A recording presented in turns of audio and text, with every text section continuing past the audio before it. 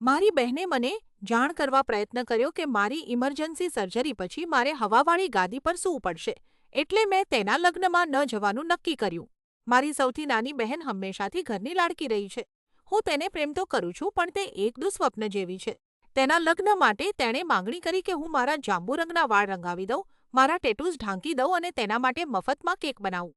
મેં તો સપ્ટેમ્બરના કડક તડકામાં ઊભા રહેવા માટે પણ હા પાડી દીધી. જ્યારે મને એવી તબીબી સમસ્યા છે જેના કારણે તડકામાં રહેવું જોખમી છે. હું આ બધું કરવા તૈયાર હતી. પણ પછી આવ્યું બેચલેટ પાર્ટીનું આયોજન, જે એકદમ નિષ્ફળ રહ્યું. મોંઘા કપડાં, ખરાબ પરિવહન અને સંકલનનો સંપૂર્ણ અભાવ. અને પછી આવ્યો છેલ્લો ઘા. મારી બહેને મને ફોન કરીને કહ્યું કે પૂરતા પલંગ નથી, તેથી હું હવાવાળી ગાદી પર સૂઈશ.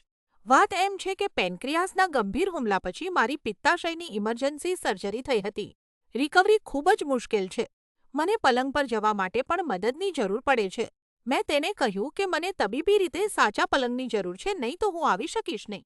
તેનો જવાબ, તે નર્સિંગ સ્કૂલમાં છે, તેથી તેણે મારી સર્જરીને નોન ઇન્વેઝિવ ગણાવી અને કહ્યું કે તે મને ફક્ત જાણ કરી રહી છે, પૂછી રહી નથી.